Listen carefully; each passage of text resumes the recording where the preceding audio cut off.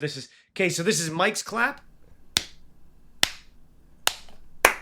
Mike's clap. Wait, no, don't clap yet. Wait. This will make sense in a second.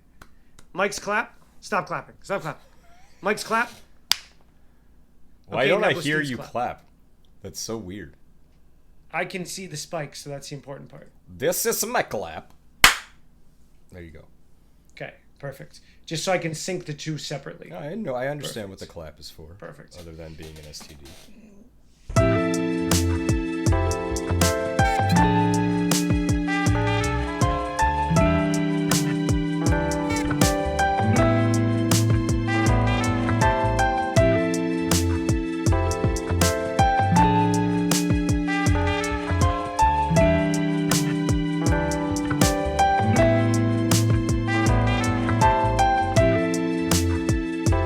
This is All Games Go to Heaven, Episode 14, Assassin's Creed Black Flag. Well, hey, Steve. Are you serious? How are you? What's going on? Oh, good, man. How are you, Mike? What's going on, buddy? Good. You know, in my customary way, I'm going to pretend like we haven't been talking for the last 10 minutes. You know? Yeah. Just a perfectly normal. This is us beginning episode 14 completely naturally. You know? No awkwardness. Acting. Yeah, just... Ooh. Acting. Get the I can't do that. I can't just stop laughing. I'm a terrible actor. Oh, that's good, man. Yeah, it is episode 14, though. Isn't that crazy? Mm-hmm. I never thought we'd get here. I feel like we keep saying that every time now. Because it started as a small dream that two young boy men in their computer gaming Boy men. areas, rooms, were, dreamt up a long time ago, something like 2 years ago now, and we did it on a whim, and we thought we were just going to have fun, and it would be a justification to put, for me at least, to put solid hours into gaming every month. And it has, I think I wouldn't have gamed as much as I have without this podcast. Maybe. Or we would have just played more like co-op games. I don't know, more Helldivers, more Halo or something. Maybe. I think I would have binged way too many shows, and I feel like I've learned more gaming from like the extraordinary worlds we go to. That's positive. I'm glad to hear that. I also appreciate you giving me some credit for this idea, but it was definitely you pitching it to me and me being like, yeah, I'm in. This sounds great. Well, whatever, man. I don't know. For a little while, I was just thirsty to do something with my time. Like, I wanted some sort of meaning to, like, I don't know, learning how to edit better and just put these kind of things together. I was learning all these skills. I was like, why shouldn't I create something with my best friend that he's hungry to create? I'm hungry to create. Why the hell wouldn't we create something? Yeah, it's great. It's a great justification to play a bunch of video games. It's like, oh, I'm doing it for my podcast. It's work. Yeah. Sorry, babe. Child, I don't care if it's crying right now. Yeah. Sorry, dog. I can't take you for your fourth walk today, okay? I'm gaming right now for work. There's a house on fire across the street. Sorry. I'm playing Black Flag. That was your house. And yes, we did play Black Flag. I know. You know what, though? But all things considered, episode 14, we've made it to a game that was on my list very early on that I actually thought you'd be reluctant to play, which is Assassin's Creed 4 Black Flag. I was never reluctant. You have been telling me about this game for a long time. And my big concern, I guess my only hesitation was you've been talking it up so much that could it live up to this expectation that you've set for me? Okay, but it's not just me talking it up. It's society talking it up. Like, when you look up the Wikipedia on this game, like, you don't know how many people review this as the definitive best, like, the critically acclaimed or fan-picked favorite Assassin's Creed. So many people call it the best Assassin's Creed ever made. A lot of people I know call it their favorite Assassin's Creed. I'm going to get into whether that's the case or not for me later on in the episode, but I wasn't alone in the hype. Even for me, I got into this game circa 2018. So this came out in 2013. Ubisoft Montreal published it, and when it came out, people were just going crazy about it. Everyone who was a pirate fan around me was just going like, "This is a dream come true. I get to go pillage the seas and this," and I was like, "Okay, no way." Like I enjoyed Assassin's Creed, but like not to the degree of that much hype. And then I stumbled into it in like 2018, and yeah, I was like really really surprised. I wanted to try and go in as, I guess, fresh as possible. So I didn't look at anything. I'm sure I watched a review of it back in the day because I'm Sure. always watching, reviews of the latest games that come out. But it's been almost 10 years. You said, oh no, sorry, more than 10 years. It's been 12 years. You said 2013, right? Mm-hmm. Yeah. So other than what you've told me, which was, sailing the seas and singing sea shanties is the greatest thing since the second coming of Jesus. I went in with no info. I didn't know what other people thought of it. I just wanted to, make my own opinion. But what I'm curious, or what I find interesting about this, is we're sort of coming at it from the two different points of view. So I'm someone that stopped playing Assassin's Creed after the 3 games that made up Assassin's Creed 2, and then I never touched it again. And then you've been playing like the more recent games. Like you've sort of followed along with Assassin's Creed.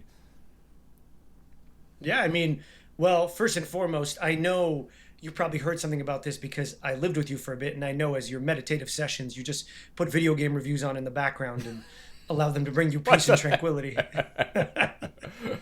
Yes.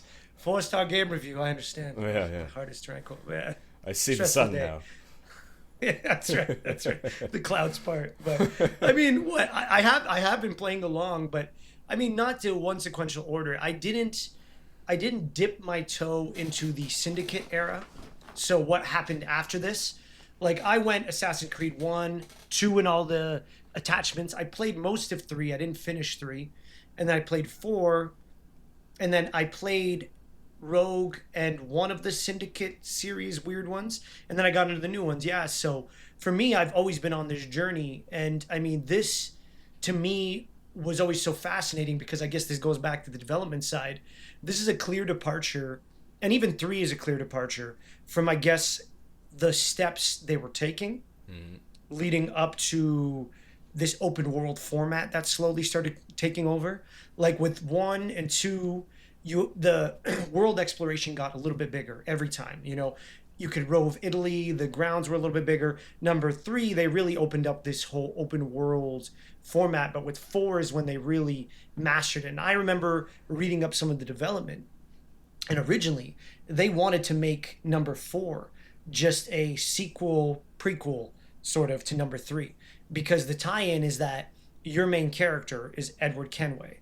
And throughout, you don't find this out to the end, but you are the father and the grandfather of the protagonist and the antagonist of the main characters in number 3. Yeah, So, the guy you play in number 4 is number 3's dad. yeah.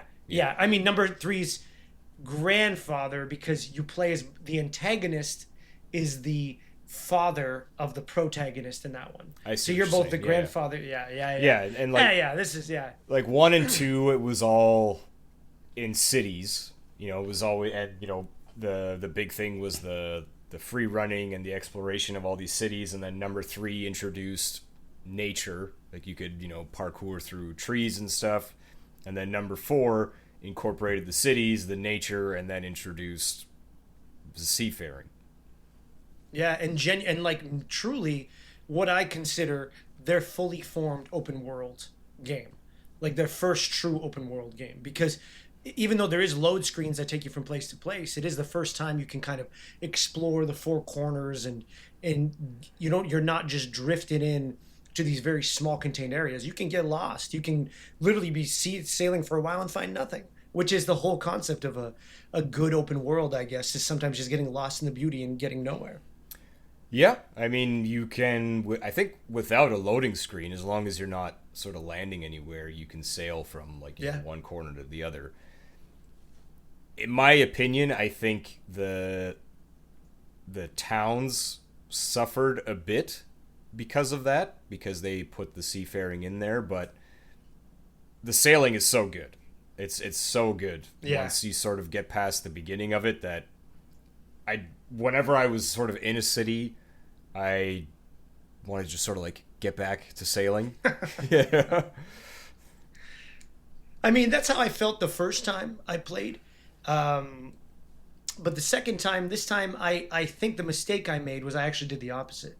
I found myself the first time I played this game privileging the sailing so much because it was such a departure, and truly the unique development of this game is the seafaring. Oh yeah. Because they created one of the most, still to this day, one of the most unique, like, water-based exploration games I've ever experienced. Like, I've played a couple here and there, and and I've watched reviews on Skull and Bones, and somehow they got it wrong. You know what I mean? Off everyone agrees they got it wrong. Like, this is the only game that's successfully made me feel like I'm a buccaneer controlling a ship effectively, getting into battles effectively, having enough tools to make it fun, and then being able to jump off and go to shore and pull out some buried treasure. Yeah.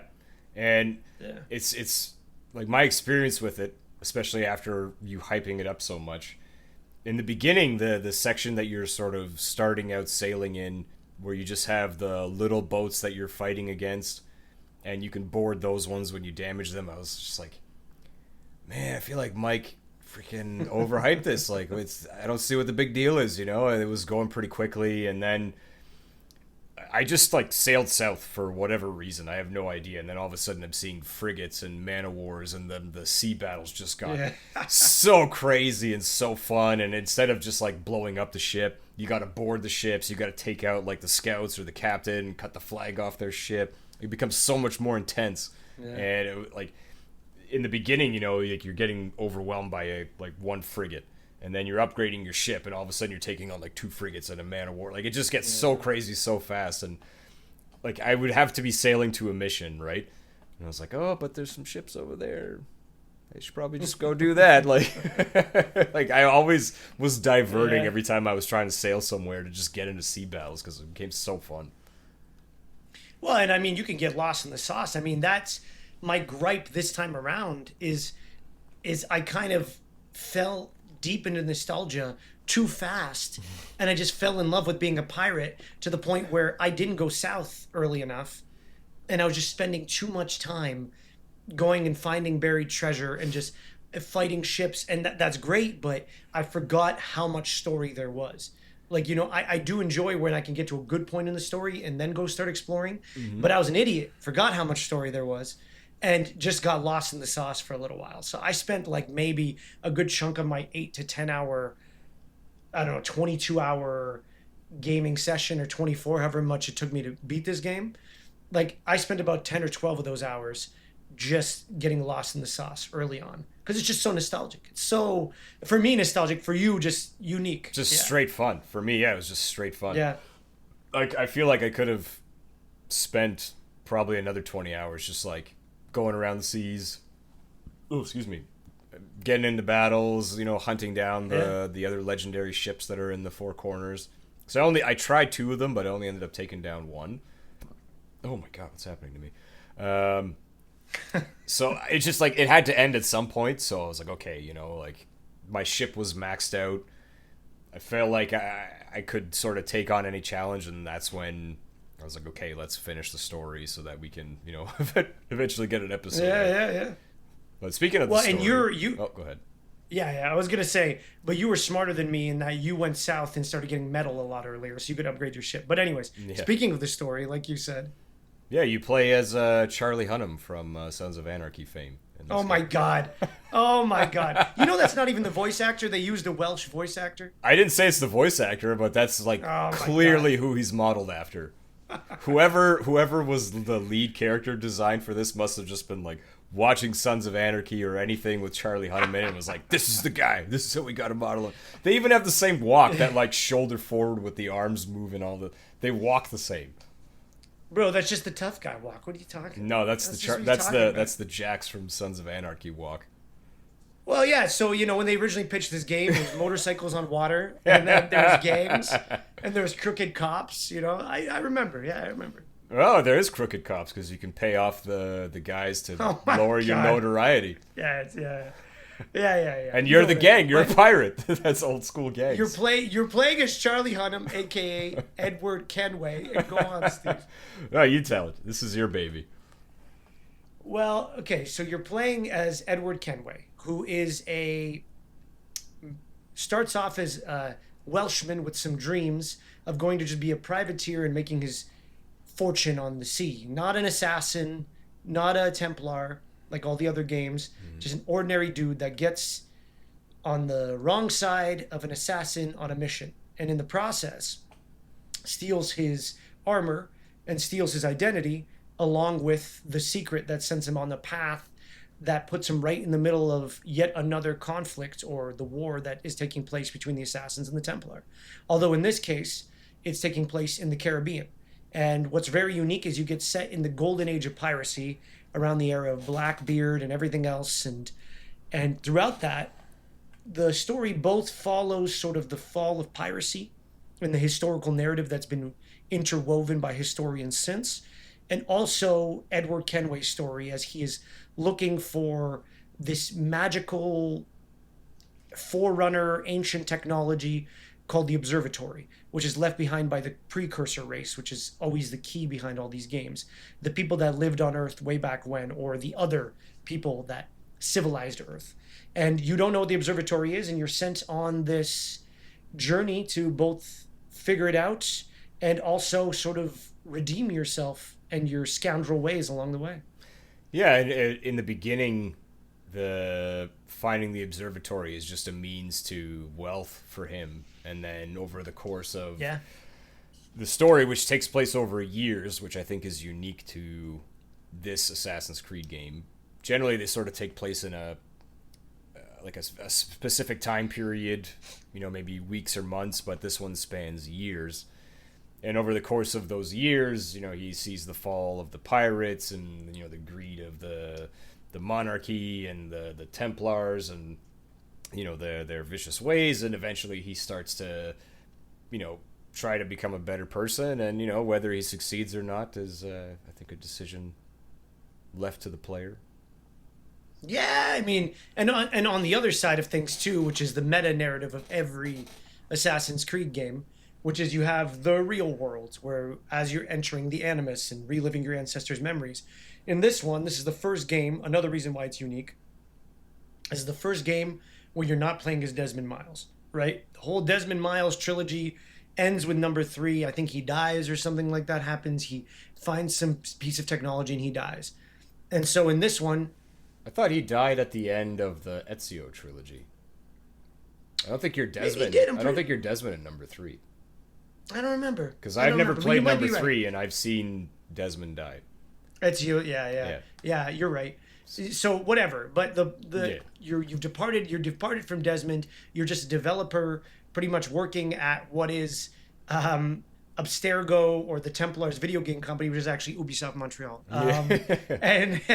And maybe there's a meta narrative there that actually the Illuminati are controlling Ubisoft. So thanks. If you want some sponsorships, we're here to help. But just make more Black Flag. Yeah, make more Black Flag. But all this to say, you're playing this computer programmer that's getting lost in helping the old characters that were part of Desmond's crew, while at the same time being shepherded by some secret analyst or undercover agent that's probably working for the assassins to try and get you to fulfill some mission in the real world as well. Which is actually, I don't actually always enjoy the future stuff, but the story itself and the hook at the end was actually kind of interesting. But the hook at the end is what made me finally care about the modern day stuff a little bit, because while it was going on for the most part, I just kind of wanted to get back to being in the Animus and pirating around. I'm going to get this out of the way and say, for me, the story was the weakest part of this game. Yeah, I mean, well, hey, we're at the story, so that's it exactly. Well, for the remake, they're not bringing back the future elements. Apparently, it might happen. I saw that people are complaining that they're removing the future element again, or the modern day element again. I don't give a shit. I just want to be a pirate for freaking 30 hours, man. Yeah, but The story of this game where you're Edward, you kill the assassin, you take his gear and the thing that he has that you don't know what it is. You meet up with the people that he was supposed to meet up with in Nassau, and for me, it already went off the rails because they're like, "Oh, you're an assassin, Edward Kenway, or whatever the assassin's You're name a was." Templar at first. They think you're a Templar at first. No, they think you're an assassin that's switching sides to become a Templar. Right. Yeah. Yes, you're I right. forget the guy's name, but they're like, "Oh, why don't you do a demonstration of your assassin skills?" And you're like performing all of these perfect assassinations, having had zero assassin training. And I was like, for me, I was like, come on, like, there's no way. But let me just stop you right there. The key is that with all the games, you're always playing as someone from like the ancient bloodline, so it's supposed to be in your DNA that like you know how to do all this shit. I'm not even talking about the people going into the Animus. I mean even the interconnection of the bloodlines and stuff like. I know that's a shitty out. I know that's a shitty out. It's a bit of a cop out, and like I think it's like 2 or 3 missions later, they're like, we know you're not the assassin guy, and then they try to kill you, which then leads to one of my favorite missions of the game, which Agreed. is the escaping from the prison barge with Ade, and like the two of you escape and steal. I forget the type of boat now. I think it's a frigate. No, it's the one right below a frigate. Anyway, it doesn't matter. The two of you steal a boat and you gather a crew, and that's how like your real pirating adventure begins. Is after escaping from the prison barge, which was awesome. Yeah, I know, and you have to go slaughter all those people on the Storm and free all the prisoners and stuff like that. Like that was very good. That is honestly to me when the game starts. Like that is when the game kicks off. Yeah, I agree. That should have been when they flashed the title card. Yeah, I know. It was so weird. They did it over Havana, I think, or Nassau, wherever you are, and I'm just kind of like, really? I was like, here, you just had an epic escape scene on a pirate ship. You didn't want to flash it there? Yeah, it would have been like perfect, you know? Like, you escape, the boat sails off into the distance, and then you flash the title card. I was like, come on. I know. Like writes itself. And on top of that, Havana feels like that first section in Havana does kind of feel like the intro. I know everything up until there is supposed to be, but I feel like even Havana is part of the quote-unquote intro to the game. Yeah, I mean, when you meet the governor and that other, like, the trader or whatever, I mean, I'm ripping on it for Edward knowing all the assassin skills, but that, like, showcase that you do for them is essentially a tutorial on, like, how to do assassinations from behind, how to blend in with a crowd, how to do an air assassination. It's a tutorial level. It's just, narratively, for me, they made it so weird. I know, when you should have been like, it should have been like he runs into one of his first assassins and they're like, oh, you want to earn that cloak? Let me show you how to do things, or something like that. You know what I mean? Something like that, but... Something like that, I know. There is even a point where you do meet the group of assassins and he's like, just because you wear that doesn't mean you're one of us. Yeah, I just introduced that a little earlier, but I'm with you where the story, it's not like that's the only thing. The story does go off the rails because I think they try to do too much with, like, the only real through-line story, truly story, in here is Edward poses as this person, has to find what's the guy's name? What's the Robert's name? The Sage? What do they call him? The Sage. It's all about finding the Sage who knows where the observatory is, so you can use the magical powers and decide whether the assassins or the Templars have it. But that composes so little and so few of the actual quest story beats. So much of it is about the history of piracy and watching the death of all these famous pirates, and it's just kind of like, I get it. These games worship history, so to a degree I understand the whole, like, it's part of the sell point, like, ooh, like, look at all these historical names we've embedded into the narrative, amazing, you know. I get that, but it kind of mixes up the ingredients a little bit. For me, the biggest issue is because it's spanning so many years, like, you'll do a mission or two, and then it's like 2 years later. And then these characters have gone through so much that their feelings and motivations have changed. But like 15 minutes ago they were like best buds and all clinking glasses together, and then now like Blackbeard and the other guy like hate each other all of a sudden. It's like, and like this happens so many times. Like you're like halfway through the game, there's a mutiny all of a sudden. There was like no indication that this guy was gonna be a mutineer, and that happens twice, which was crazy. Like your crew just abandons you at one point. You're just like, what the fuck? I was thinking about this for like a week on what I think they could have done. I like the idea that they're covering so much time because, like you said, it changes from this like glory days of the pirates to the British coming in and they have to flee Nassau, and then they have, you know, their own sanctuary again that Edward liberates from the Templars, and then you have Edward's sort of redemption as he becomes less greedy and wants to start helping the assassins because he sees what they're going through. That part I don't mind. It's just if they filled in the blanks, which what I think they could have done is have Edward just like keep a journal, and then anytime you're having these big time jumps, just have him like have the main character like narrate something. It's like, you know, this is what happened in these 6 months. Just like a brief thing. So that way you have some context for people's like feelings or motivations changing and what's going on in the world. That's kind of what Red Dead Redemption 2 does. Yeah, actually, that's a good point. Yeah, yeah, because that's always the journal. You can go back and you can look through it and all the things you've done and the story beats to it and stuff like that too. Yeah, but Red Dead, like different. I know. You do something and then there's a journal entry. This, it's like, I went after person X, 6 months passed, and now person Y wants to betray me, and I have to do something else. It's like, well, like, there's no link narratively. I know, dude. I know, but I don't disagree with you. When we talk about what the weakest part of this game is for me, it is the story too. Like I said, I get so lost in the pirating and stuff that's what I love. So I just kind of want to skim through the story. I wish I had done it a little more logically because I was an idiot to a certain degree. Like now, if I could, I probably will replay this game one more time when the remake comes out just to experience those glorious graphics. Mm-hmm. When that does come out, I'm going to play this a little smarter where I'm going to wait to my exploration time a little further in the south and main story beats. But what most people's complaint about this game is when it came out was that the combat was not the best.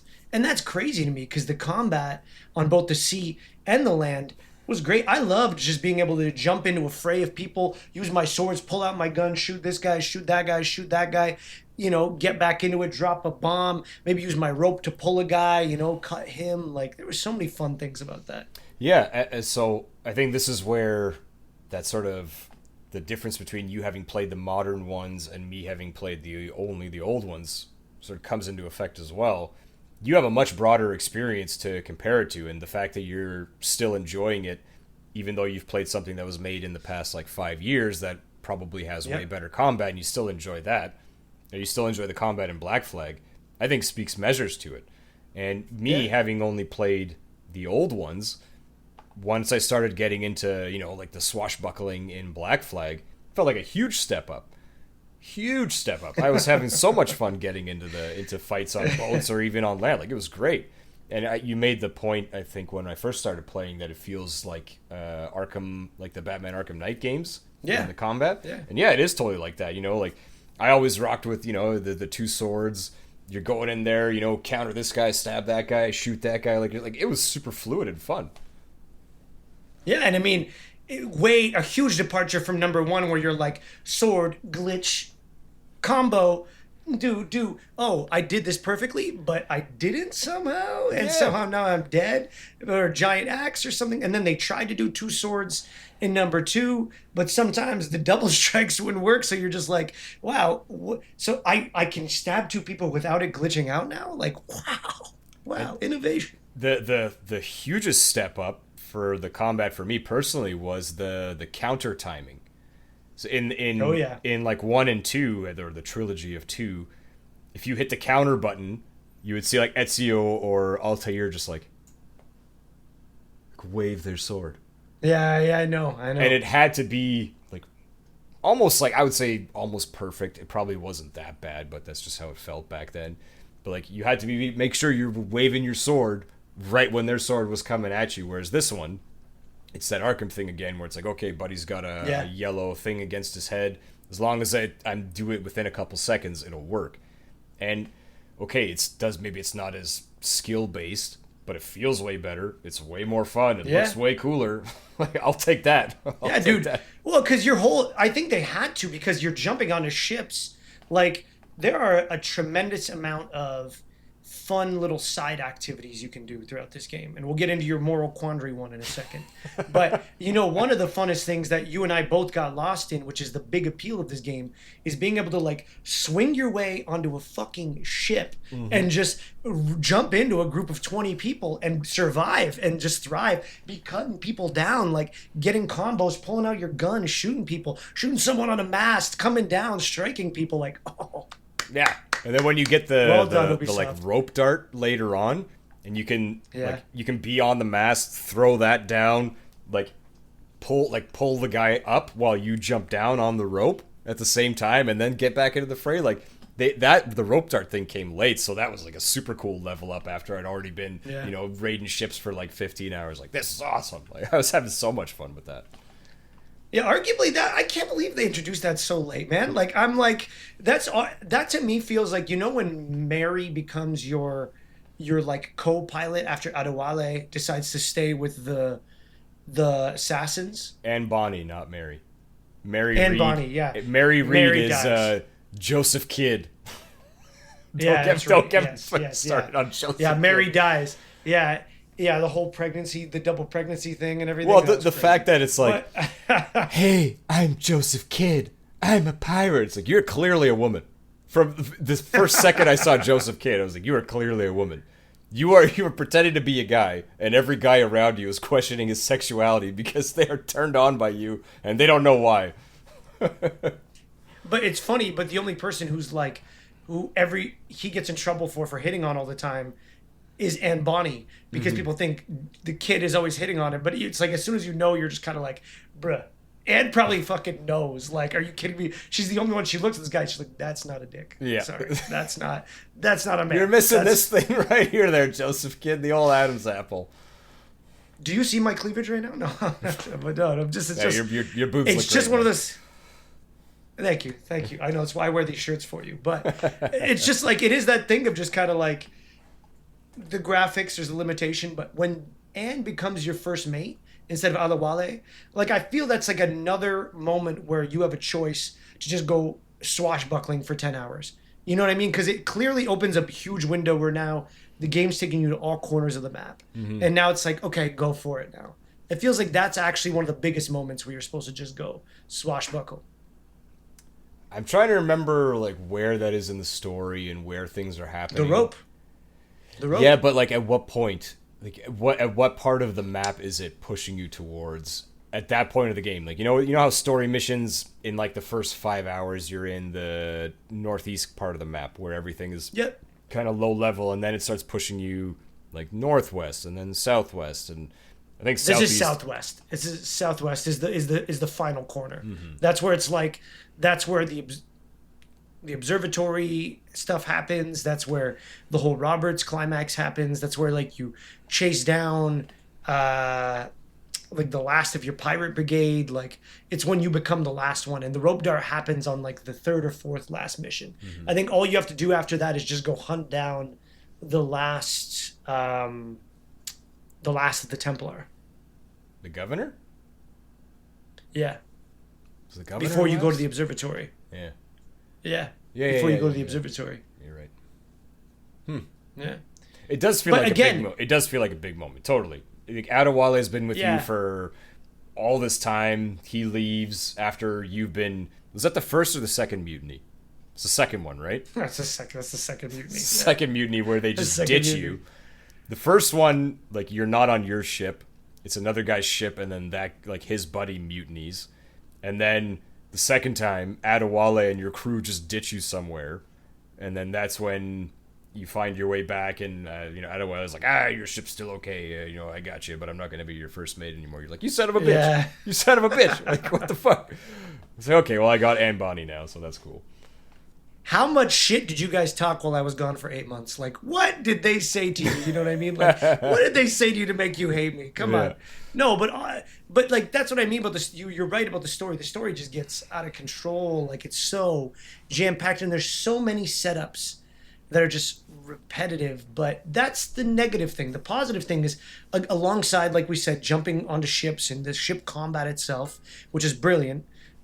You have a lot of secondary modes, right? There's like you get treasure maps and you get to go hunt them. Some of them give you riches, some of them give you blueprints, some of them give you extra little gems and stuff like that. You can what is it? Go raid plantations, which is pretty fun. And Yeah, forts. and forts. The forts one is crazy because you literally have to fight the fort from the water and then land on it and then kind of dismantle the fort piece by piece. And then there's your favorite one, which is No, it's not my favorite one. It's my least favorite one. I hate this. I felt so terrible. It's the whaling. I hated it. yeah. So there's an RPG light mechanic to this where you have to hunt animals and whales and sharks so that you can get the materials to upgrade your health and have more holsters for your pistols because it's the old like flintlock style, so you only get one shot, so you can have 4 pistols and more bombs and more whatever. I already felt bad like going after rabbits and cougars and everything, but the first time I took down a whale, I felt like the biggest piece of shit on the planet. I hated that. And then they like haul it up. You see this thing, and I was like, "Oh my god, this is so like it's so brutal." And then you get the materials from it. Oh, like a humpback whale, and it's like 2 bones. I'm like, what the? That's like, and you have to take 2 down because of that, because you need like 4 whale bones. I was like, how many fucking bones are in a humpback whale? Are you kidding me? You're gonna make me do this twice? You sons of bitches. No, your crew's just that hungry, bro. Whale marrow, they only give you 2 pieces. Your crew's that hungry, that's why. No, but it's true. Your crew is like, yeah, Yeah, they love it. Killing Like, yeah, Kenway, you're the best. Get it, blood. Yeah, like, whoa. Okay, like, this is an argument for feminism right here. I get it. If feminism means no whaling, then I'm all for it. It means the pirate age. I think what I mean by that is the pirate age ruled by men, bloodthirsty men, probably should have come to an end for many reasons. Well, it was the distinguished gentlemen of the British Isles that wanted to bring an end to the scum and villainy of piracy, Mike. It wasn't the woman. Yeah, I frickin' know. I know. Yeah, they did such great things. Yeah, such great things. Yeah. Like, hoard all the spice but not put it in any of their food. Yeah, raid entire native populations and slaughter continents. But, it's all in the name of gentlemanly conduct. Yes, so yes. Sophistication. Sophistication. Yes. Tea time. Yes. My good chap, yes. Yeah, yes. But, Well, I mean, but that's kind of what they even make. They make the pirates kind of the good guys in that because of that. Because they help you as Edward Kenway help the indigenous peoples versus the Spanish and the English totally do not. well, you also like free slaves and fight for freedom and Yeah. even though you're pirates who are murdering people, Yeah, notorious murderers. you're notorious murderers. Yeah, you're still painted as the good guys. They do penalize you if you hurt a civilian vessel. It's like, you're getting desynchronized from the Animus because Kenway, the infamous pirate, would never hurt a civilian. Yeah, no kidding. Okay, buddy. You know what a pirate is? I know. But I know. as much as we've poo-pooed the story, I still had so much fun playing this game. Yeah. Easily. It was still absolutely a blast. Did I do the every single icon, that Ubisoft maps are notorious for? Absolutely not. I got other things to do in my life, but there was the Templar armor where you had to do all of the assassin quests for. That was sweet, and it wasn't super long. I think you had to find 4 or 5 keys, so you meet 4 or 5 different assassins in different parts of the map. You help them over like 3 or 4 missions, and you hunt down a Templar that you have to assassinate, which is usually in like a pretty cool and unique area that you're sort of not going to go to or have access to normally. Ish. But like there's one fort that you go to that's way more populated and built up when you go there on this assassination mission versus if you just explore it on your own. So that was cool. It was like, these are unique scenarios, even though it's optional content. That's great. When they do stuff like that, I'm all for it. The like 30 pieces of the Aztec statue that you needed to find to get the Aztec armor, absolutely not. No way. I got 28 this time. You went for it? Yeah, just because every time I saw it, it's just, they are all in some way, minus 2 or 4 of them, attached to somewhere the story takes you. I fully ran past a bunch of them. You're not wrong, where a bunch of them are in story beats, and I would see it, and I was just like, yeah, adios. Peace. Well, again, but it's just like a fun another puzzle to just introduce into it, right? Another one is catching the sea shanties that fly around that you want to catch, because those make sailing so much better. So this was another one of those things that you'd been chatting up to me for so long. It's like there was, for you especially, there was a focus on the sea shanties whenever you would talk about this game. And Simon was talking up the sea shanties quite a bit. Not to the same degree as you, but yes, he was. That's fine. So I'll take it. that's this first like probably 10 hours of the game. I was like, what the fuck is Mike talking about? Like, I didn't find that many, to be fair. But like the 10 I had, I was like, 6 of these are fucking ass. Like, I hate listening to these, and I'll skip them. And then I started like purposely going after more of them, and I found some that I really love. And then you would have those moments like either in the storm where you're got to fight the current and the waves, and then you have that big ass wave that if you don't face it directly, you're gonna damage your ship real bad. You know, they're singing shanties through that as it's just crazy, super fun. And then you have the opposite of it, where it's just, you know, sunrise or sunset, and you're cruising along in calm water, and they're just like, I was like, this is it. I was like, this is it. Dude, the sea shanties are good. You got to find, I agree, you got to find the right ones, and I'm actually gutted, because I don't know where it was, but the first time I played this game, I found one. I think it's called the Old Chariot, and it was my fucking jam, bro. And I could not find it this time. I don't know where I found it. I thought I got every single one. I just couldn't find this goddamn song. I was heartbroken, gutted. I'm sorry to hear that, man. Luckily, I know. There's a lot of good shanties. There is. I know, there is. You just don't start with the best ones, but you find so many good ones. Yeah, 100%. I agree with you. In the beginning, you're just kind of like, oh, this isn't as good as it is. It's like always some solemn guy just going, and you're like, this is depressing as hell. And then you start finding the ones where they all go like crazy and shit, and you're like, yeah, this is great. Yeah. This is great. It brings your mood up, you know? And have like especially when you're going to battle, you just survived something like you said. Yeah. Or just crappy day at work. Load up Black Flag, you know, you're on the open seas, and these guys are just having a jolly old time. I was like, all right, life's going to be okay. If these guys can sing shanties. Having a jolly old time. Yeah, if these guys can sing shanties, I'll be all right. Well, I mean, I'm not to start, like, I don't drink a lot, but this game is the only game I've ever been like, I need a beer right now. As I'm like on the water singing shanties, I'm like, let's get a stein in here, and like just between me sailing to the next port, I'm just gonna chug this beer. There's some moments where I feel very compelled to have a nice brewski while playing this game. Yeah, I think I did a couple times. That's what I mean. It was in a can. You just hear the shanties are like, hey boys.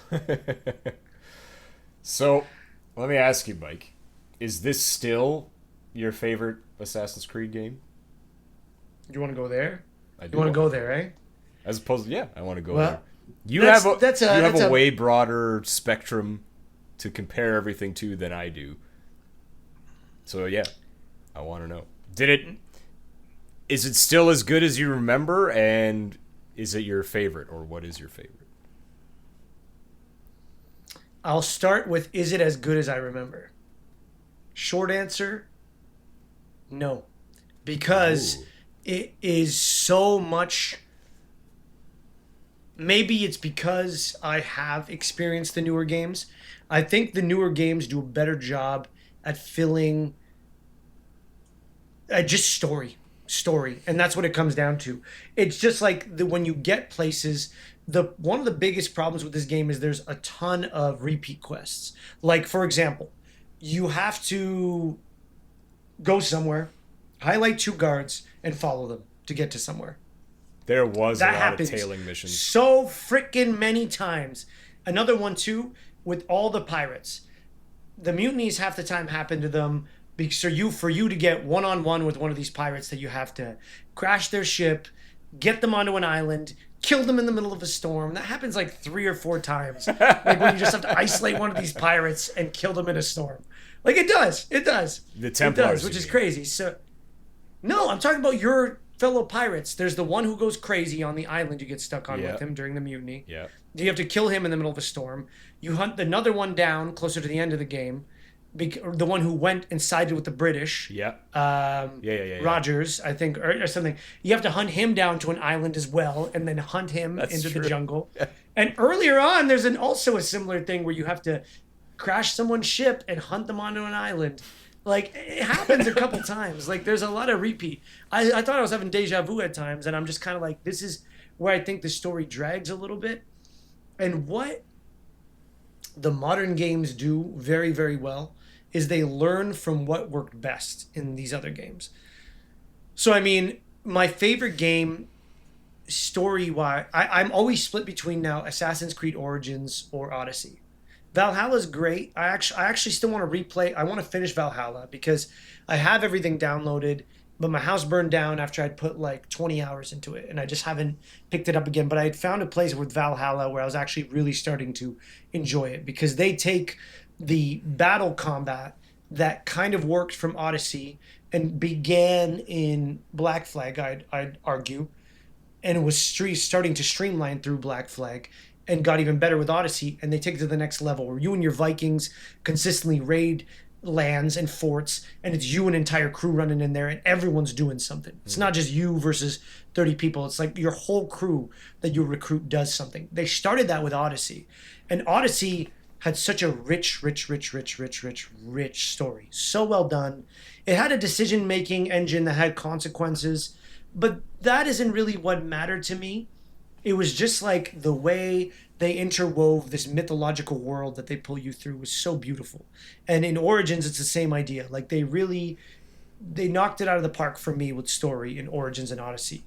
And then blend that in with taking the best of what worked in Black Flag, like the ship combat, and they kept that to a large degree in Odyssey. Oh. But now you're the captain of these triarchs or triremes. Mm-hmm. And it's not to the same degree that Black Flag was, but it's there, and it adds such a cool adventure aspect to you being the captain of a crew. And more importantly, you can actually recruit every crew member on your ship, and you see them like rowing and stuff like that in Odyssey. Oh, so cool. they take it to the next level. Yeah, they really take it to the next level. So yeah, it doesn't hold up compared to the other games, but it's still a freaking brilliant game. I'm not going to say it's not right up there. Sure. What about the combat in comparison to the newer ones? Because the newer ones they're more RPG. It's not about countering and getting a kill. It's, everybody has a health bar, everybody has a level, every battle is longer. From what I've seen. So I'm curious. Do you prefer the Odyssey and Origins combat, or would you rather have like Black Flag's combat, where it's the Arkham? But the thing is, but it still is that. It's just that plus the RPG element. What there is the majority of people you fight in Origins or Odyssey, you still have the Arkham style fighting. Like when I'm in a battle, I can still like dodge and auto counter someone else. But in the middle of that, you have higher tier enemies with a health bar who show up, and they start attacking you.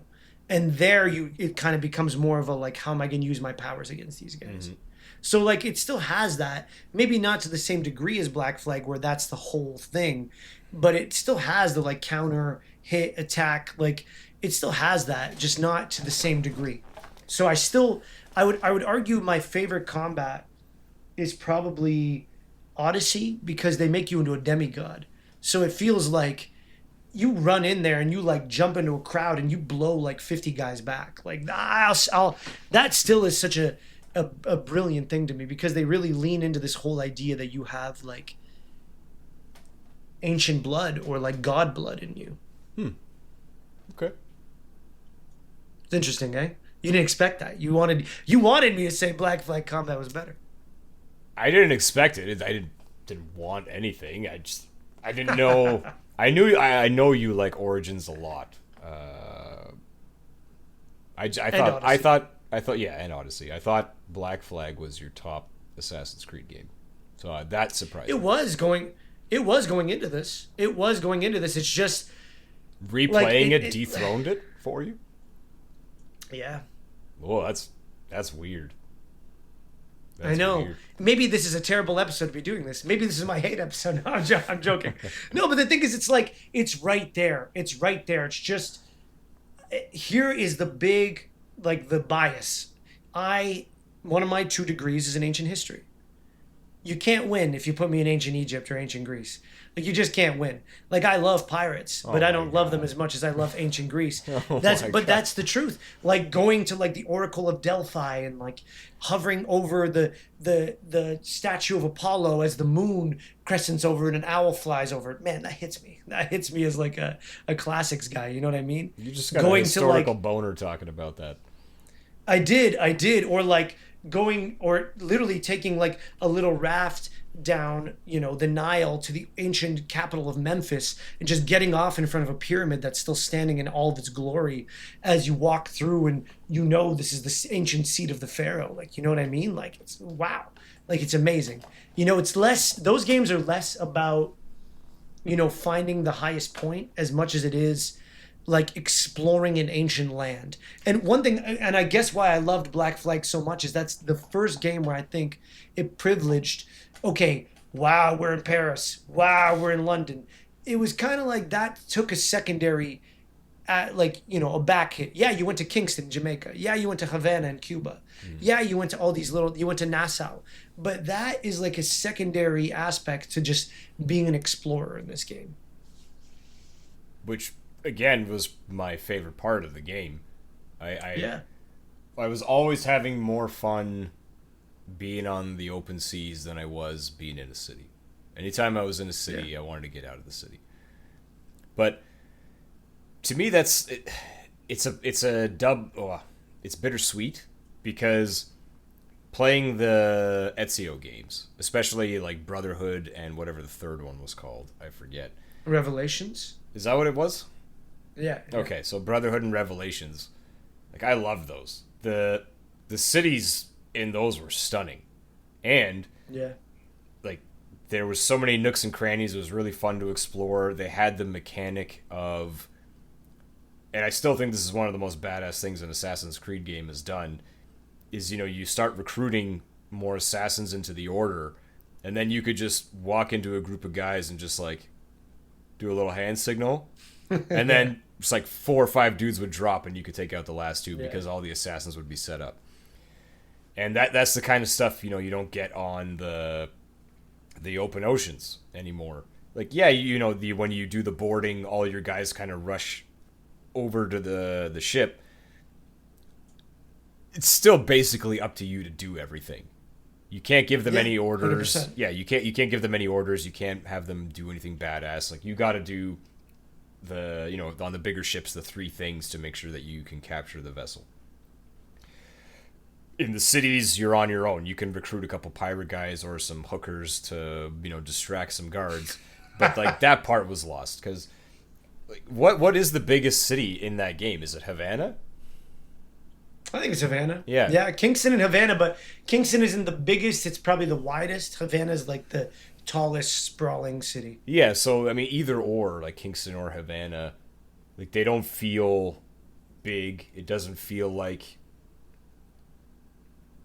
you could set up like the cool kind of stuff that you were in Brotherhood and Revelations, just because they're not these big, glorious, amazing cities where there's tons of spots for everybody to hide.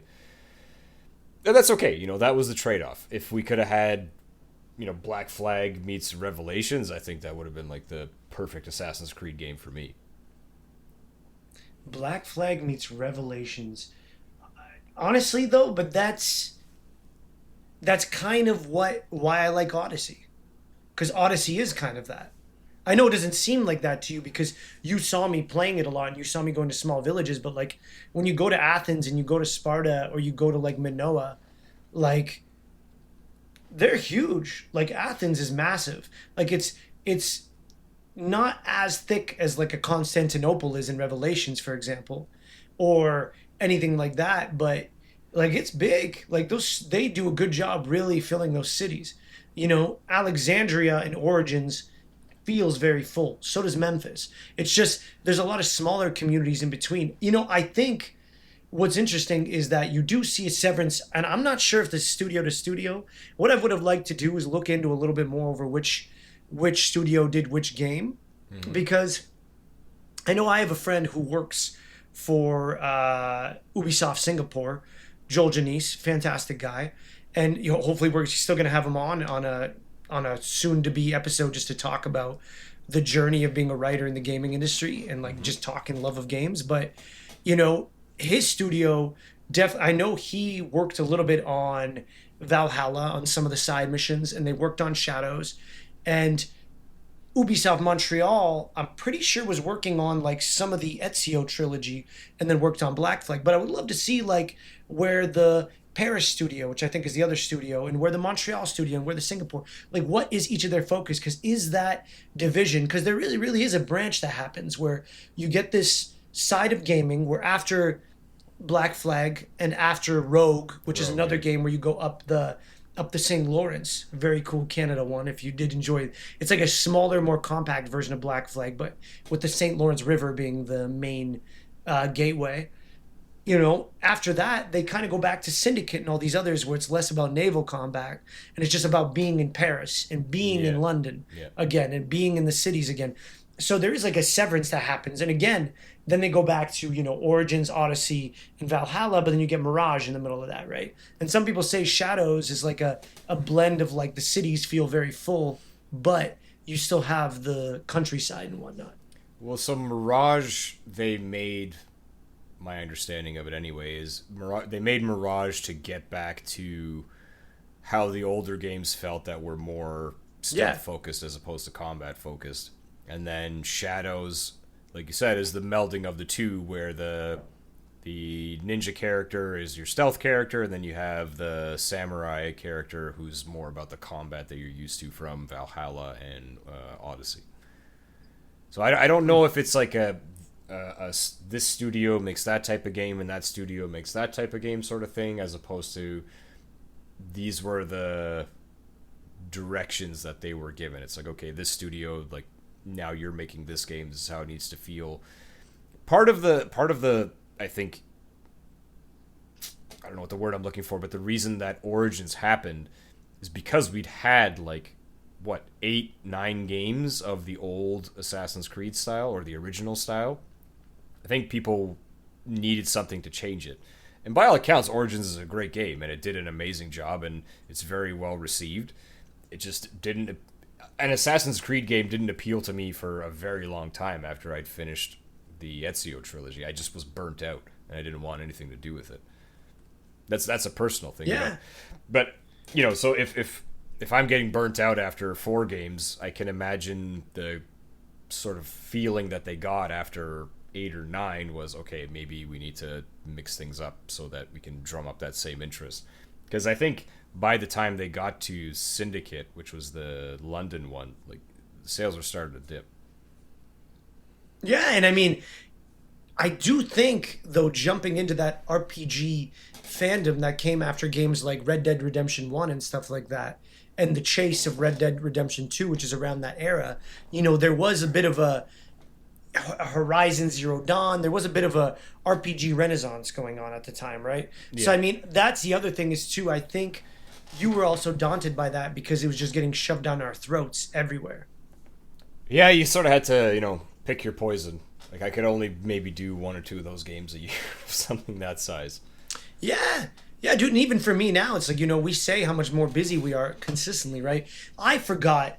I mean, the thing I wish I had done differently is recommended this as either like the end of the season game, because I forgot that this can be like a 60-hour game. This really can be like a 50, 60 hour game. You can get lost that deep in that game. You can be. I'm not saying it should be. I'm glad we didn't because we have a much bigger game, Yeah, I think, I planned know. for the end. So I I'm know. glad we didn't. I know. I know.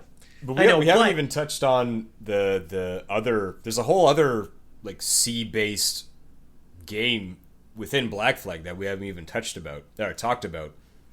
Which, if it wasn't for you, I wouldn't have got to experience. oh, right, right. Kenway's Fleet. Kenway's Fleet. So the reason I'm saying I wouldn't have experienced it without Mike is I kept trying to load it up, and on the PC version, it's just like nothing would happen. It would just keep loading. And I had to ask you about it. I was like, when you do it, does something happen? You're like, yeah, dude, it loads right away, and you can do all this stuff. And I was like, what the heck? And I don't remember if I looked it up and found a fix or if you told me what the fix was. But eventually we fixed it, and then all of a sudden I had access to Kenway's Fleet. And dude, that is exactly the type of like game within a game. I could lose myself for like another probably 20 hours just doing that stuff. It scratched such a perfect itch. It's so simple, but the rewards are good, and it's easy. So Kenway's Fleet, you can capture ships when you're sailing the seas. You can, scuttle them for resources. You can capture them, or you can, hire the crew to lower your notoriety. So once you start getting a full fleet, all these little routes unlock on Kenway's map. First they're easier, and there's only small ships defending them. So you send your fleet to take those out, and then they can go on these missions and get resources and whatever. And then the routes get more dangerous. They become more hostile with bigger and badder ships. And oh man, I was having so much fun doing that. Just like getting into these, you pick your 3 ships, and then they have their 3 ships. They have this little battle on the screen, and then okay, the route gets a little safer, and then you can have it completely safe, or you can try and take a risk, have it be a little bit dangerous, and send a bigger ship that takes longer. Or you go even riskier with a small ship that's fast. So the mission, can progress quicker, but maybe it won't make it back. I love that minigame, dude. Kenway's Fleet, I loved it. It sucks that I didn't get to do it for the first 15 hours. Well, and I agree with you where it is like a brilliant departure from some of the, like, because in Brotherhood there was like the street fights where you could set up like there was the raids and stuff where you had to set up like defenses. Yeah. I think in Revelations the same, and then like so they always have these little mini games going around. But it was interesting for me. The first time playing this game, I felt the way you did. This time around, I think a big problem for me why it was dethroned is I might have been in the wrong mindset going into this whole playthrough. What do you mean? Like I might. Like, I think there's times in my life where I'm ready for a big RPG, and there's times where I'm ready for a linear game. Sure. And I think I was ready for a linear game, and I forgot how broad this game is. Because, like I said, Kenway's Fleet is fun. I remember it being fun. I love but it. it may be the fact that But I may have put in too many hours the first playthrough with this game, where I, knew too much. But it's not like you played this a year ago, and then here we are again doing it on the podcast. Like you played it almost 7 years ago. Like that's a solid amount of time in between replays. Maybe you've just been playing too many Assassin's Creed games, Mike.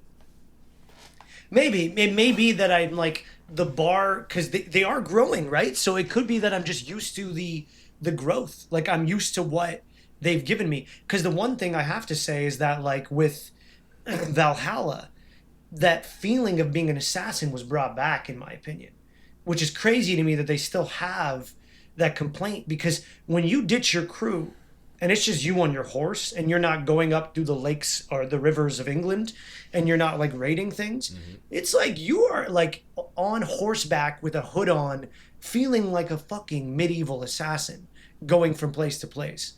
Like I think they brought that back well. When you get to a place on your own in that game, are you like, climbing onto a rooftop or scaling the walls of a fort and assassinating somebody, or you're just like hitting your axe against your hammer and being like, let's fucking go?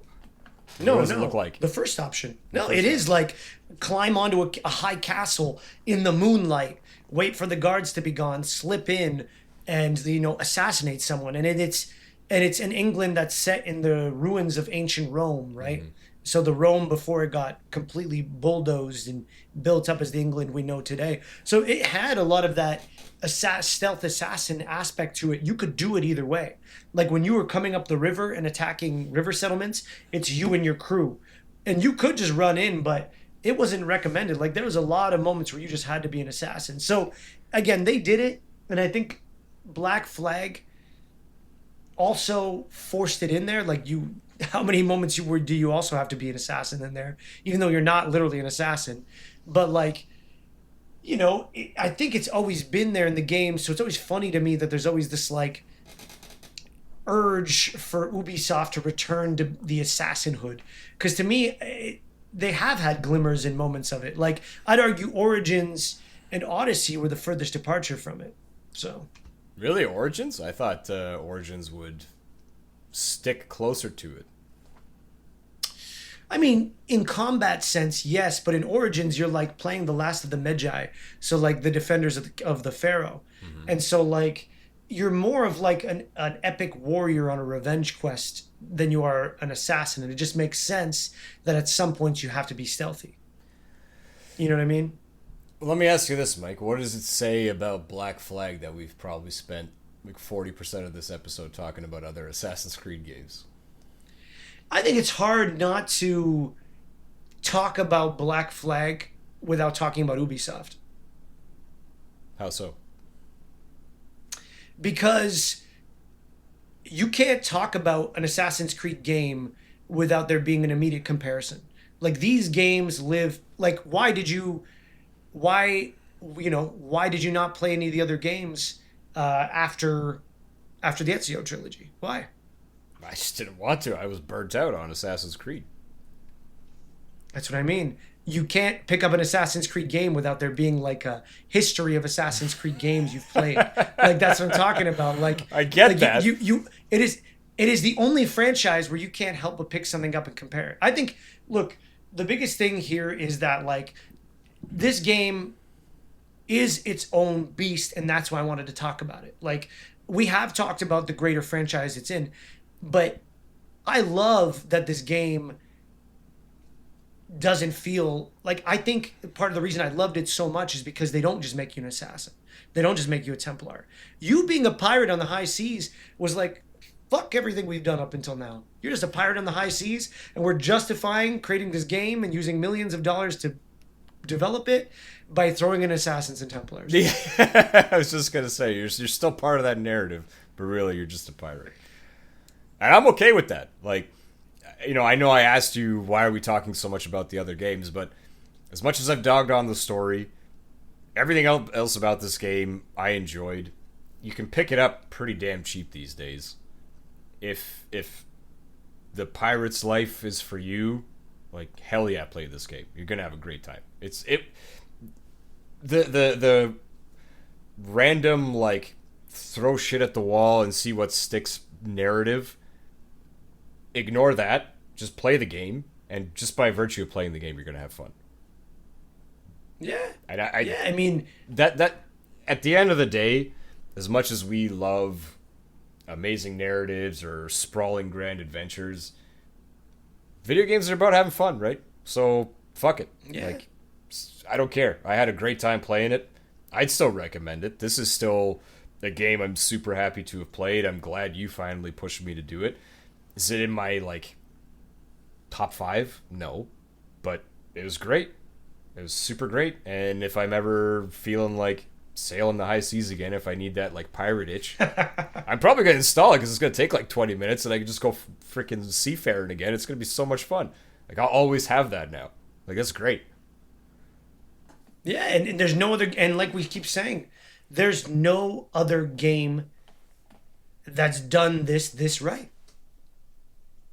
Like not that what I've other seen. game? Yeah, it's not Skull and Bones. I mean, you really want us to try Sea of Thieves, but I still don't think it's going to be quite the same. I know. I don't think it's going to be quite the same. No, as it's this. not that. That's a different game. But this is the only game that's like done it. that has done, like, that's another reason why I felt like we needed to talk about this game, because it did something no one's been able to replicate. I agree. I Yeah. I mean, we're putting ourselves on the spot at the moment, but I'm sure we've both thought about this at different times. I don't know what else is like this. You know, there is the Rogue, which is the smaller version, which is it's essentially the same game, but it's almost like a it's not an expansion, it's a standalone, but it's expansion size. So there is that, but I mean that's saying like okay, there is another game which is the same fucking game. To me that doesn't count. Like Black Flag is it. No other game has done essentially what Black Flag has done. 100%. 100%. And Rogue is not. Like, Rogue is just like, you don't have the desire to build up, you know, your ship. There's not this whole thing. You're just going up a river and raiding some shit. You know what I mean? Like, we still have, I think, a little bit of time. You know, I don't necessarily, because there's one or two things I still want to know from you, which Yeah, is go for it. like, what are some of your favorite like moments, memories you have from being a pirate? Like, what are some of the most definitive memories you have of this game? Like, moments. Well, I'll never get rid of the PTSD from killing a whale. That's for sure. Probably the first, the one that comes to mind first is the first time I took down a man of war on my whatever level my ship was. I should not have been going after it. Like I didn't want to be in doing the story at the time, and I just started sailing around because I was like, "There's got to be more to this," and I didn't really pay attention to where I was going. I just sort of was like, "Oh, there's some treasure over there. There's a pirate over there, you know, floating in the sea I can pick up." And then I just found myself face to face with a man of war, like a ship that's like way stronger than mine. I was like, you know, screw it. I'm gonna go for it, and it worked out. And I was just like, I couldn't believe it. You know, the fact that I like got its health down, and then I could board it, and it was the first time I'd boarded a big ship, so I was used to just the smaller ones where it's like, take out 5 crew members. And then you board the man of war, and it's like, take down 25 dudes, get rid of the flag on top of their ship, find the captain, find the scouts that are shooting people. And I was like, what the fuck? How am I? And all of a sudden, I'm climbing up in into the masts on a man of war, and I'm finding scouts up there with rifles shooting down at my guys. I was like, you sons of bitches, that are kicking them off. Like it changed completely how I felt about sailing and being a pirate in this game, was going after a man of war. Because up until that point, it was like, okay, but like, what was Mike so hyped up about? And then I did that, and I was just like, oh, okay, like now this, I get it. That's awesome. The other one that stands out was probably when I went after one of the legendary ships, and it was 2 ships that again were I watched you that time. yeah, that was super cool to see. I did not stand a chance, but that was awesome that there's stuff like that in the game. The one that I did end up taking down was the one they call the ghost ship. You know, that'll disappear into the fog, so you're always losing sight of it. And again, that was like probably 15-20 minutes of just like straight sea battle, mortars, you know, the broadside cannons, doing the chase cannon, dropping the mines behind me, and like trying to find where he is because he keeps disappearing in the smoke. That was epic. That was freaking epic. Then meanwhile, the crew's just like, where is he? Oh, it's a ghost ship, Captain. Like, we gotta get out of here. And you're just like, no, we got this. Like, we can take him. And you do. And it was so fun. Those are my most epic moments. Scaredy cats. Yeah, but the first you want to look at them, you're like, we're pirates, Tim. But the first man of war, that's what sold Black Flag for me, was taking on the ship that I had no business taking on, and succeeding, and just being like, oh my god, like that. I will always treasure that experience. That's crazy, because the first time I saw a man of war, I was like, okay, that way. Let's go. Let's get away from this thing. I didn't know any better. I'm not ready for this. I didn't know any better. Sometimes, you know, I didn't either. Gonna, it was ignorance is bliss, Mike. Yeah, in your case, yeah, that's one of those epic moments. I mean, like, you know, I try to remember, even for my first playthrough, I definitely remember the first time I see a Man of War. I was going south, and it was north of Kingston in the straits between Kingston and Havana and Cuba. So like Jamaica and Cuba. And I just remember turning a corner and just seeing a Man of War parked there, and I was like, nope, bye, go the other way. Like, I guess one of just a different kind of memory for me is, well, first off, my favorite sea battle was probably from this time. I actually have it recorded. I'll pop it up on the thing. But I got into a sea combat where I was for a long time could not upgrade my ship. Maybe for 10 hours of gameplay, I could not upgrade my ship because I wasn't finding metal anywhere because I was staying north. And I knew I was strong enough to go down south. So I went down south and I take down this fort and I'm leaving this fort and I see a Man of War with metal on it. So I was like, okay, no problem. Or no, it was a frigate with metal on it and they had a frigate next to it. And it was an English frigate. And these two English frigates are there and I pull up and I start taking down one of the frigates. The next one starts firing on me. Okay, I take the one, I do it. But by the time I get to the second one, two Spanish ships come up, and one of them's a Man of War. Okay? And now an English Man of War has pulled apart. And now a storm has rolled in. And now more Spanish ships have come in. And there's about 6 to 8 ships in the middle of the storm that just has broken out. And I'm trying to navigate rogue waves, fighting 2 Men of War, being in the middle of the ship-based contact, and I took down every one of those ships. I think I took down 8 to 12 ships in the middle of a storm. That's and it was awesome. one of the craziest things. Yeah. Like, you don't experience that. But another thing I did too was when I had this epic run on like my 5th or 6th playthrough where it starts off, I do a quest. Okay, I did a quest. Now I'm going somewhere else. Along the way, I'm like, okay, let's just raid a plantation. Cool, I did that. That was really fun. Now I get off. Oh, there's a ship carrying some royales on it. Let's raid that. Okay, cool. Oh, what's this? A diving bell. Another thing we haven't talked about. Then I do this diving bell where, one of the funnest side games to me, which is also something that's so out of the blue, is you get dropped by this diving bell and you go swimming to just unlock all the treasure chests that usually at the end of them has a legendary schematic at it, right? Because you can't fully upgrade your ship unless you find all the diving bell schematics. So like... that's not the case. Because some of them, yes, but I only did 2 diving bells, and I basically had my ship fully upgraded. You probably found the 2 that had the elite plans in them, probably then. Some of them also have just like... If I got that lucky, that's crazy. Yeah, maybe you did, because some of them just have like a legendary steering wheel or like legendary sails or something. There's always something unique under there. Okay. So there's always something for a ship. And then I got out of that, and then I took down a fort. And I just remember I was like an hour 20 in, and I was like, okay, I'm done for today. I've done every single side quest in one run. It was like crazy. There's these epic adventures you can't... It's the gameplays you don't... This game is amazing because it's so full of surprises. You can leave port and just have no idea what you're going to get into. Yeah, it literally just feels like you set a course and you're on an adventure and you don't know, like you said, what you're going to come across, but you're going to go from thing to thing to thing, and it's going to be fun. It's going to be fun. You're going to have a good time doing it. Yeah. And that's the real meat and potatoes. I love just picking a direction and going. It's like, yeah, and we get that same feeling from like Skyrim, for example. You pick a direction and you go, and there's just always this sense of discovery and something's going on, and it's all freaking interesting and cool and fun. And we got that with pirate ships. Like, hell yeah. And for the classic Assassin's Creed fans, there's still assassin contracts and stuff like that. There is still the classic game within the game. There's even like pirate ship assassin contracts. Yeah. So there's the typical ones on land, and then you can find on islands and like other contracts where it's like you got to hunt down this guy's ship, halfway across the map, and it's like, okay, sweet. Yeah, I remember I told you about that. Told you about that. You're like, really? And you just played into that like right away. You're just like, this is all I'm doing for the next 2 hours. Yep. This is naval contracts. What? But I had a great time doing it.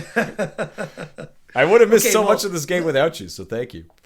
I know, but that's kind of where it's like, that's, I guess, why it just got dethroned for me, is because I already knew. You had the magic of experiencing it for the first time again, and so let me ask you this, the big question. Is this now your favorite Assassin's Creed game? Ooh. Ooh, juicy, juicy. I was expecting a quick yes or no. You know what? Pure gameplay wise, yes. Yes. Okay, If I'm I'll gonna take it. play any of the Assassin's Creed games I've played again, it'll be this one because I had the most fun playing this one. Yeah, fuck yeah, dude. Look, listen to everything we said. Getting hypothetically drunk with your crew, singing sea shanties, raiding freaking English and Spanish ships, I, liberating freaking the only reason I continents. the only reason I hesitated is because Revelations and Brotherhood, they have that mini game too where you're doing the defense and you can call in the other assassins, and the story is, Yeah, you cannot deny that it's better, but like moment yeah, to moment, yeah, I'd rather play Black Flag. yeah, yeah. And hey, it's still like top two, top three for me. You know what I mean? It's still such a unique game and a unique experience that honestly, even what is it? What do we say? 12 years later, Mm-hmm. right?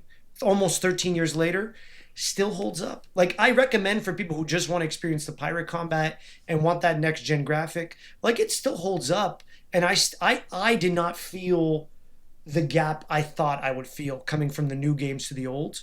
I had I don't know no if you issue. did or I not. had no issue with the graphics. Yeah. I didn't. It didn't even register. I was like, okay, just.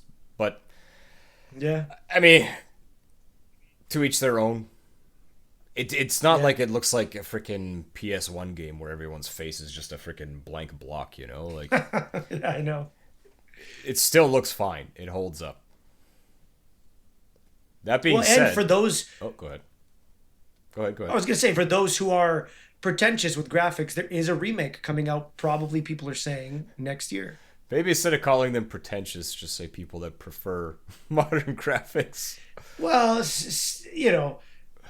yeah, yeah. I mean, but the thing is, I'm one of those pretentious people most of the time, and you know I am, because I'm the guy who always, I usually privilege a game. Like right now, I'm playing Fallout 4, and I'm getting sucked in by the fact it just has better graphics. I don't know if I actually like it better than Fallout 3, but I'm getting sucked in by the juice, man. I'm drinking the juice, and I'm loving it.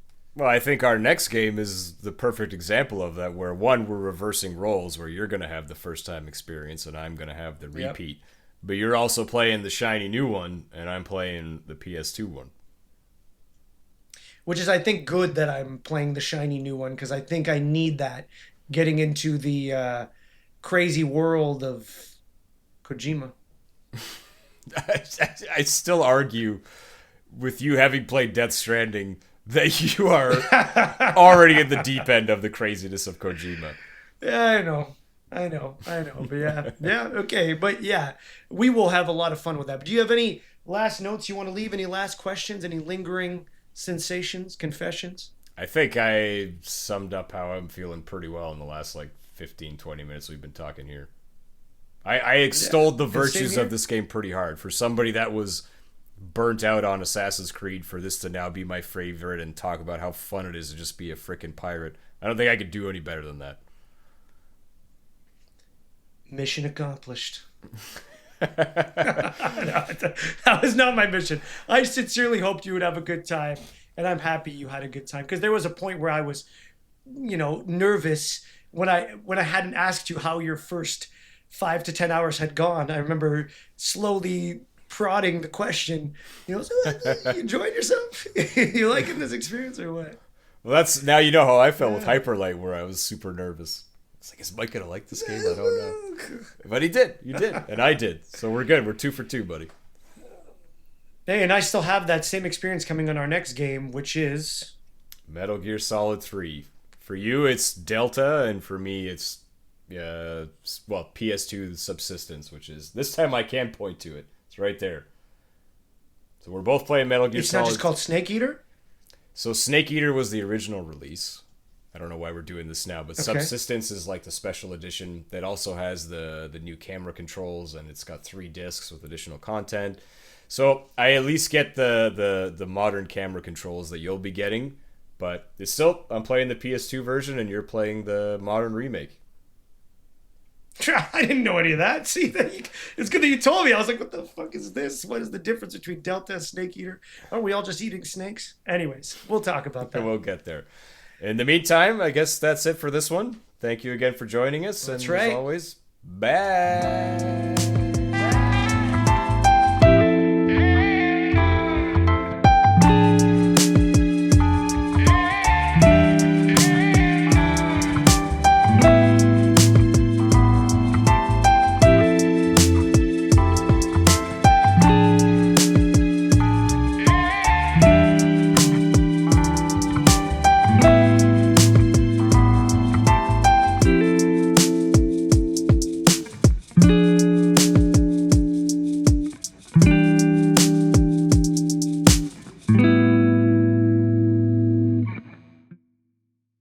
As always, a special thanks to our Beats master, Aaron Rastovic.